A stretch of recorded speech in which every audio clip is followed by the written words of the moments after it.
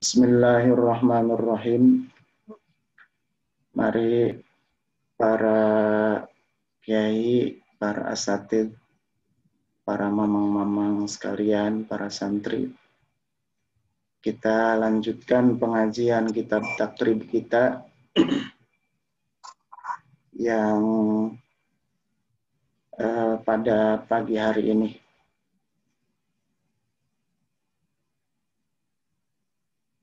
Bismillahirrahmanirrahim. Qala al-musannifu rahimahullahu ta'ala wa nafa'ana bihi wa bi ulumihim ajmain amin. Bismillahirrahmanirrahim. Paslun, bermula ini itu suatu pasal. Wa yakhruju, dan keluar, minal farji, dari farjinya perempuan, apa salah satu dimain, 3 jenis darah. Ada 3 jenis darah yang keluar dari farjinya perempuan. Damul haidi, pertama darah haid, wan nifasi, dan yang kedua darah nifas, wal istihadati, dan yang ketiga darah istihadah atau darah penyakit. Fal haidu, maka bermula haid, itu huwa bermula haid, itu ad-damul khariju, darah yang keluar, min farjil mar'ati, dari farjinya perempuan, ala sabilis sihhati, dalam keadaan sehat, min ghairi sababil wiladah, bukan karena sebab melahirkan. Darah haid itu adalah darah yang keluar dalam keadaan sehat dan bukan karena sebab melahirkan. Walau nuhu, dan bermula warnanya darah haid itu aswadu, kehitaman, muhtadamun, yang pekat, ladzaun,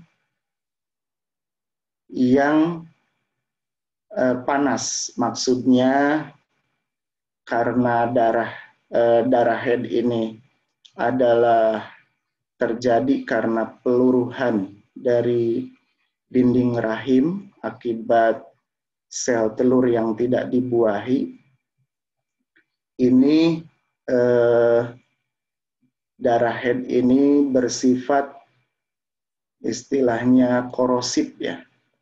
Korosif itu mudah melukai, saluran farji tersebut. Sehingga bagi yang sedang haid itu diharamkan untuk melakukan hubungan suami istri. Karena saluran farjinya itu mudah luka, terkena gesekan, dan juga karena darah haid ini banyak materi dari dinding uterus ya, dinding rahim, sehingga banyak kuman. Apabila dinding uterusnya luka, dikhawatirkan terjadi infeksi. Wan nifasu, dan bermula nifas, itu huwa bermula nifas, itu ad-damul khariju, darah yang keluar, akibal wiladati, setelah melahirkan. Darah nifas itu adalah darah yang keluar setelah melahirkan. Wal istihadatu, sedangkan bermula darah istihadah, bermula istihadah atau darah penyakit, itu huwa bermula darah istihadah, itu ad-damul khariju, darah yang keluar, fi ghairi ayyamil haidi, di luar masa haid, wan nifasi, dan di luar masa nifas. darah istihadah itu keluarnya bukan saat haid dan bukan saat nifas. Wa aqallul haidi,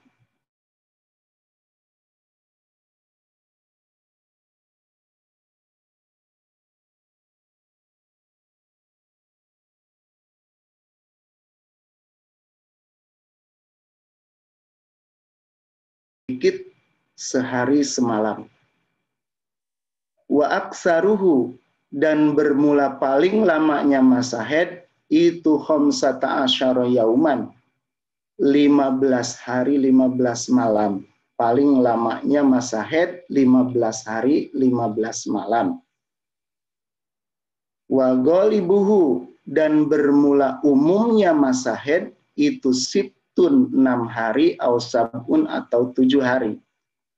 Di sini yang menjadi patokan itu untuk menjadi patokan darah ini apakah darah haid atau bukan, yaitu ini wa aqallul haidi, paling sedikitnya masa haid itu sehari semalam, dan paling lamanya masa haid itu 15 hari 15 malam. Kalau ada darah yang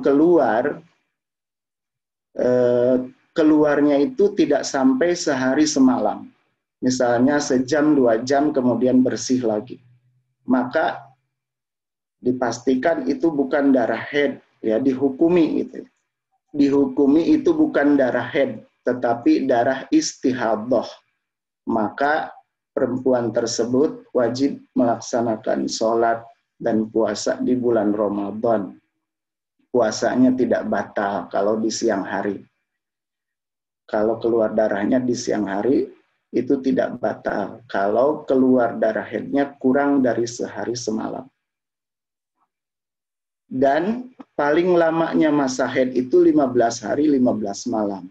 Jadi apabila perempuan sudah haid selama 15 hari 15 malam, kemudian ya sudah melewati kemudian melewati 15 hari 15 malam, jadi masuk ke 16-nya, maka yang ke-16-nya itu bukan darah haid, tapi darah nifas. Jadi karena paling lamanya masa haid itu 15 hari 15 malam. Kalau sudah 15 hari 15 malam, maka dia wajib mandi bersuci dari haid. Gitu.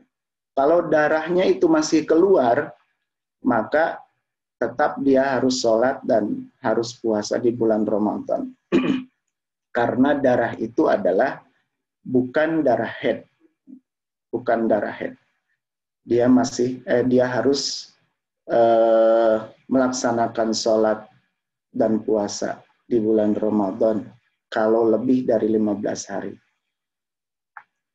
Adapun darah yang keluar itu dijaga agar tidak berceceran. Kalau sekarang sudah ada yang lebih praktis, yaitu pakai pembalut. Wa aqallun nifasi, dan bermula paling sedikitnya masa nifas itu lahzatun, sekejap. Maksudnya waktunya paling sedikit itu sebentar. Hanya sekejap gitu ya. Seperti Sayyidina Fatimah Zahra binti Rasulullah SAW ketika melahirkan Sayyidina Hasan dan Husain, itu nifasnya hanya sekejap. Hanya sangat sebentar.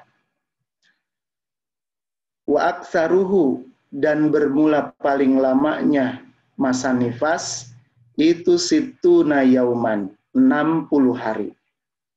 Wa ghalibuhu, dan bermula umumnya masa nifas itu arba'una yauman, 40 hari. Di sini yang jadi patokan untuk menentukan nifas ini sudah selesai atau belum. Ya, maksudnya paling lamanya apakah ini darah istihadah atau darah nifas, itu di sini wa aksaruhu, paling lamanya masa nifas itu 60 hari. 60 hari. Jadi kalau lewat 60 hari masih keluar darah, maka itu bukan darah nifas, tetapi darah istihadhah, darah penyakit.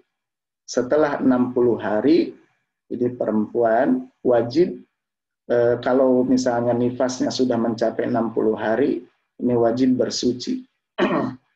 Wajib bersuci dari nifas. Wa aqallu tuhri, dan adapun paling sedikitnya masa suci bainal haidotaini, antara dua haid, paling sedikitnya masa suci antara dua haid itu khamsata asyara yauman, 15 hari 15 malam. Wala hadda, dan tidak ada batasan li aktsarihi, bagi paling lamanya masa suci. Masa suci antara dua haid, dari haid yang satu ke haid yang selanjutnya, itu 15 hari 15 malam, paling sedikitnya. Adapun paling lamanya tidak ada batasan, karena kalau perempuan tersebut langsung masuk masa menopause, maka sudah tidak haid lagi, berarti suci terus. Nah, di sini yang menjadi patokan apakah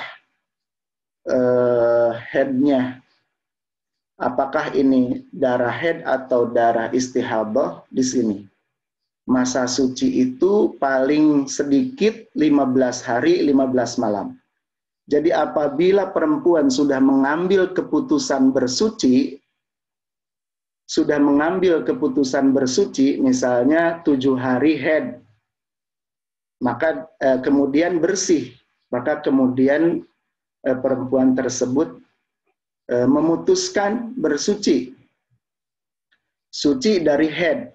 Nah, tiba-tiba hari ke-8-nya itu keluar lagi darahnya, keluar lagi darahnya, maka setelah diambil keputusan bahwa ini sudah bersih, itu akan dikatakan haid lagi 15 hari kemudian. Tapi sebelum 15 hari keluar darah, maka darah itu harus dihukumi bukan darah haid, tetapi darah istihadhah. Ya, jadi perempuan yang sudah memutuskan untuk bersuci dari haid, untuk bersuci dari haid, karena sudah bersih, sudah menganggap bersih, maka haid lagi itu paling sedikit 15 hari kemudian. 15 hari kemudian. Kalau misalnya keluar lagi darah, maka darah itu harus sebelum 15 hari, maka darah itu harus dihukumi sebagai darah istihadhah. Dia harus tetap sholat. Dan kalau di bulan Ramadan harus menjalankan ibadah puasa Ramadan. Wa aqallu zamanit tahidu fihil mar'ah. Adapun masa paling sedikitnya perempuan itu dihukumi haid itu tis'usinina, 9 tahun. Perempuan yang sudah berumur 9 tahun ke atas itu dihukumi sudah dihukumi haid apabila keluar darah. Ya, apabila keluar darah di atas umur 9 tahun, maka itu dihukumi haid. Tetapi kalau keluar darah di bawah umur 9 tahun, perempuan yang belum umur 9 tahun sudah haid, itu bukan dianggap darah haid, tetapi darah istihadhah atau darah penyakit. Kalau keluar darahnya di bawah umur 9 tahun. Wa aqallul hamli, dan bermula paling sedikitnya masa hamil itu sittatu ashhurin 6 tahun. paling sedikitnya 6 bulan, maaf. Paling sedikitnya masa hamil itu sittatu ashhurin 6 bulan. Wa aksaruhu dan paling lamanya masa hamil itu arba'u sinina 4 tahun. Paling lamanya 4 tahun. Paling lama hamilnya ya. Jadi kalau ada yang hamil 11 tahun itu sudah bukan hamil. Bukan dihukumi hamil maksudnya. Paling lamanya ini 4 tahun. Wa ghalibuhu dan bermula umumnya masa hamil itu tis'atu ashhurin 9 bulan umumnya. Jadi umumnya masa hamil itu 9 bulan. Kenapa di sini dicantumkan oleh Kiai Musonif tentang masa hamil? Karena nanti masa hamil ini akan berhubungan kepada masa iddah bagi perempuan yang bercerai dengan suaminya. Nah, di sini paling sedikitnya masa hamil itu sittatu ashhurin. 6 bulan paling sedikitnya. Jadi kalau misalnya perempuan di bawah 6 bulan sudah melahirkan, gitu. Di bawah 6 bulan, baru 5 bulan sudah melahirkan, maka dihukumi itu bukan hamil. Gitu. Dihukumi itu bukan hamil. Kalau di bawah 6 bulan sudah melahirkan. Ini berkaitan nanti dengan hukum iddah bagi perempuan yang hamil dan tidak hamil apabila bercerai dengan suaminya itu beda masanya. Karena kalau hamil, ketika dicerai itu dalam keadaan hamil, itu masa iddahnya adalah sampai lahirnya, sampai dia melahirkan. Jadi kalau misalnya si perempuan ini melahirkan sebelum 6 bulan, di bawah 6 bulan, maka itu hukumnya, hukum iddah bercerainya itu bukan saat dia melahirkan. Bukan saat dia melahirkan atau bukan saat dia keguguran. Tetapi mengikuti masa iddah bagi perempuan yang bagi perempuan yang tidak hamil. Nanti dalam pembahasan masa iddah ini berbeda antara yang hamil dengan perempuan yang tidak hamil. Demikian juga wa aksaruhu, paling lamanya masa hamil itu adalah 4 tahun. Jadi kalau misalnya perempuan bercerai dengan suaminya dalam keadaan hamil, kemudian hamilnya lama sampai 4 tahun, gitu, maka perempuan tersebut masa iddahnya itu sampai 4 tahun. Makanya dilarang ya, perempuan laki-laki menjatuhkan talak saat perempuan sedang hamil. Karena dikhawatirkan nanti masa hamilnya lama. Jadi menunggu sampai habisnya iddahnya lama. Wa yahrumu dan haram bil haidi dengan sebab haid, wan nifasi dan dengan sebab nifas, samaniyatu asya'a, 8 perkara, 8 hal yang diharamkan bagi perempuan yang sedang haid atau sedang nifas. As-sholatu, pertama haram sholat. Perempuan yang sedang haid dan sedang nifas diharamkan melakukan sholat. Dan sholat yang terjadi, waktu sholat yang dilewati pada masa haid dan nifas, itu tidak perlu dikodok. Ya, tidak perlu dikodok kalau sholat. Jadi langsung lanjutkan saja. Tetapi menurut para ulama ada tata caranya.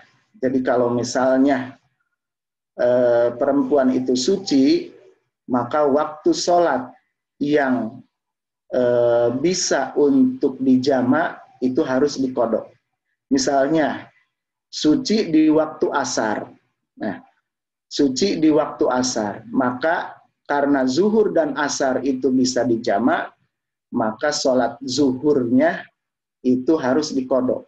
Jadi bukan hanya melanjutkannya bukan hanya dari asar. Jadi sholat zuhur yang tadi tertinggal itu wajib dikodok.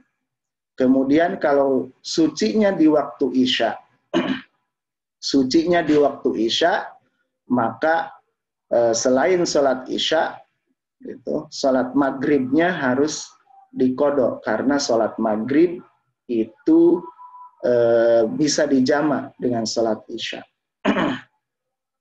Ini yang pertama, bagi perempuan yang sedang haid atau sedang nifas itu diharamkan untuk sholat.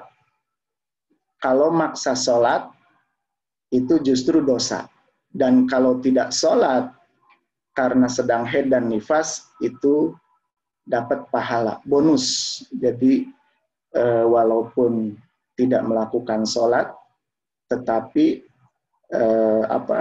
dapat pahala sholatnya karena alasannya sedang haid dan sedang haid itu dilarang untuk melakukan sholat. Jadi sholat atau tidak sholat itu bukan istilahnya melaksanakan kewajiban atau meninggalkannya. Ya kita laksanakan itu bukan karena kemauan, tetapi karena perintah Allah Subhanahu wa Ta'ala. Kita ikut, kita taat kepada perintah Allah Subhanahu wa Ta'ala yang disampaikan kepada Kanjeng Nabi besar Muhammad SAW. Wasaumu, dan yang kedua haram puasa di bulan Ramadan. Ya, puasa baik puasa wajib maupun puasa sunat. Bedanya dengan sholat, kalau sholat tadi tidak wajib dikodok, ya tidak harus dikodok ini sholat yang tertinggal. Kalau puasa di bulan Ramadan yang wajib itu puasanya wajib dikodok di luar bulan Ramadan. Jadi kalau misalnya di bulan Ramadan haidnya 7 hari, maka di luar bulan Ramadan puasanya harus dikodok selama 7 hari juga. Jadi kalau sedang haid tidak boleh melakukan puasa. Kalau di luar bulan Ramadan itu kalau sedang haid tidak boleh melakukan qadha puasa dan juga tidak boleh melakukan puasa sunat. Wa qiraatul Qur'ani, dan haram membaca Al-Qur'an. Perempuan yang sedang haid atau nifas tidak boleh membaca Al-Qur'an secara jahar, ya, secara dikeraskan atau secara pelan-pelan. Tetapi kalau misalnya baca Qur'annya di dalam hati, sir tidak menampakkan, tidak, mulutnya tidak bergerak-gerak gitu, maka itu boleh. Jadi kalau sir di dalam hati, baca Qur'annya boleh. Yang tidak boleh itu secara zohir, baik itu keras maupun pelan. Wa masul mushafi, dan haram memegang Al-Quran, memegang mushaf Al-Quran. Haram memegang mushaf Al-Quran. Dan otomatis ini membawanya, ya. Haram memegang mushaf Al-Quran. Mushaf Al-Quran itu adalah setiap tulisan Al-Quran. Setiap tulisan Al-Quran untuk ditampilkan. Walaupun ada di tiangnya ada tulisan Al-Quran, ditampilkan, itu adalah mushaf. Kalau handphone sedang menampilkan Al-Quran, itu juga adalah mushaf. Tapi kalau tidak menampilkan, itu tidak dihukumi mushaf. Waduhulul masjidi, dan haram bagi perempuan yang sedang haid atau nifas itu masuk ke masjid, masuk ke dalam masjid. Di sini masuk ke dalam masjid apabila ya yang diharamkan itu sebetulnya diamnya di dalam masjid. Perempuan yang sedang haid dilarang diam di dalam masjid. Kalau hanya lewat saja, itu diperbolehkan asalkan terjaga tetesan darahnya tidak bercipratan, yaitu selama masuk ke masjid tersebut. Asal bisa menjaga tidak menciprati masjid dengan darah, maka boleh kalau hanya lewat saja. Yang tidak boleh itu adalah diamnya. Diam di dalam masjid. Al-lubsu, diam di dalam masjid. Diam hanya lewat sebentar, tapi kalau terus keliling-keliling di dalam masjid, jalan-jalan, itu juga diharamkan. Wat tawafu, dan haram tawaf bagi perempuan yang sedang haid atau nifas, diharamkan tawaf di Baitullah. Tawaf itu mengelilingi Baitullah. Satu kali tawaf itu 7 putaran, dimulai dari sudut Hajar Aswad dan berakhir di sudut Hajar Aswad sebanyak 7 putaran. Itu 1 kali tawaf. Haram melakukan tawaf. Wal wat'u, dan haram jima. Haram bersetubuh di perempuan yang sedang haid atau nifas, diharamkan bersetubuh melakukan hubungan suami istri.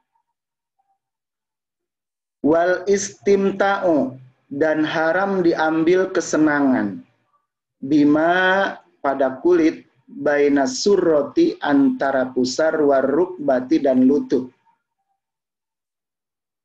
Haram diambil kesenangan daerah ya, atau kulit antara pusar dan lutut bagi perempuan yang sedang haid atau sedang nifas. Selanjutnya wayahrumu, dan haram alal junubi, bagi orang yang junub. Orang yang junub itu orang yang punya hadas besar.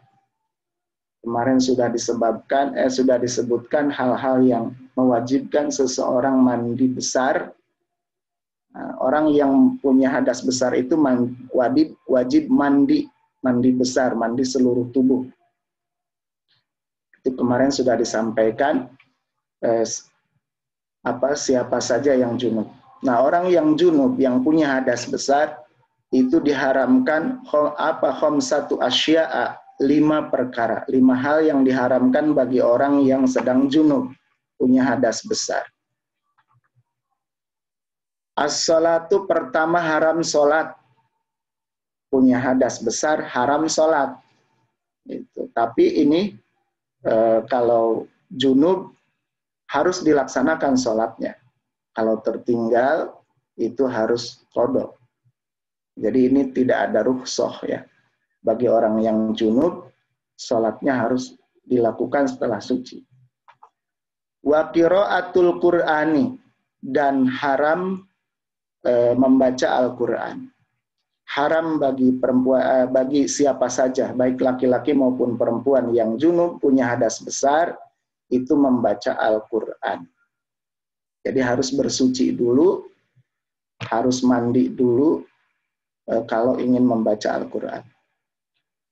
Wa massul mushafi, dan haram memegang mushaf Al-Quran, menyentuh mushaf Al-Quran itu haram bagi orang yang junub. Wa hamluhu, dan haram membawa Al-Quran. Haram membawa Al-Quran bagi orang yang sedang junub. Wa tawafu, dan haram tawaf. Wal lubsu, dan haram diam fil masjidi, di dalam masjid.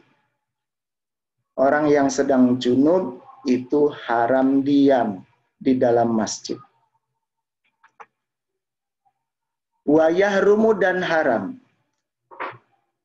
alal muhdisi atas orang yang punya hadas besar maupun hadas kecil itu haram maksudnya wa yahrumu dan haram alal muhdisi bagi orang yang berhadas. Jadi di sini hadasnya hadas kecil ya.